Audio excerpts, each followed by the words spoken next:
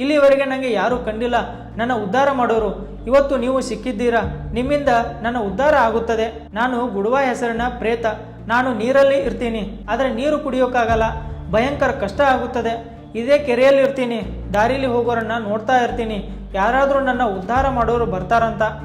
ನಾನು ಪ್ರೇತ ಯೋನಿಯಲ್ಲಿ ಯಾರಿಗೂ ತೊಂದರೆ ಕೊಟ್ಟಿಲ್ಲ, ಆದರೆ ಇವಾಗ ನನ್ನ ತಾಳ್ಮೆ ಕೆಟ್ಟೋಗಿದೆ. ನನಗೆ ತುಂಬ ಕಷ್ಟ ಆಗ್ತಾ ಇದೆ. ಹರಿನಾಮ ಇಲ್ಲ, ಹರಿಕಥೆಯಿಂದ ಮಾತ್ರ ನನ್ನ ಉದ್ಧಾರವಾಗುತ್ತದೆ ಅಂತ ಅಳ್ತಾ ದೂರದಿಂದ ಅವರ ಕಾಲಿಗೆ ಬಿದ್ದ.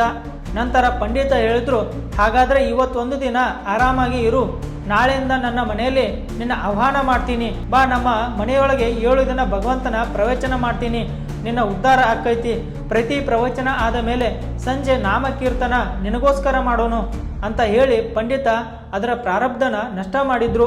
7 ದಿನದ ಕತೆ, 7 ದಿನದ ನಾಮ ಕೀರ್ತನೆಯಿಂದ ಆ ಗುಡುವ ಪ್ರೇತ ಭಗವಂತನ ಧಾಮಕ್ಕೆ ಹೋಯಿತು.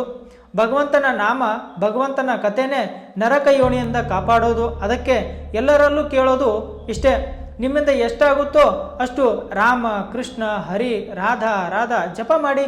ಎಲ್ಲಿ ಭಗವಂತನ ವಿಶುದ್ಧ ಕತೆ ಕೇಳೋಕೆ ಸಿಕ್ಕರೆ ಅಲ್ಲಿ ಕತೆ ಕೇಳಿ, ಆದರೆ ಬೇರೆಯವರಿಗೆ ಒಳ್ಳೆಯದು ಮಾಡಿ, ಪಾಪ ಮಾಡಬೇಡಿ. ಯಾಕಂದರೆ ನೀವು ಮಾಡಿರೋ ಪಾಪ ಅನುಭವಿಸಲೇಬೇಕು. ಇನ್ನು ದೈವಿಕ ಕಥೆಗಳಿಗೆ ಫಾಲೋ ಮಾಡಿ. ರಾಧೆ ರಾಧೆ.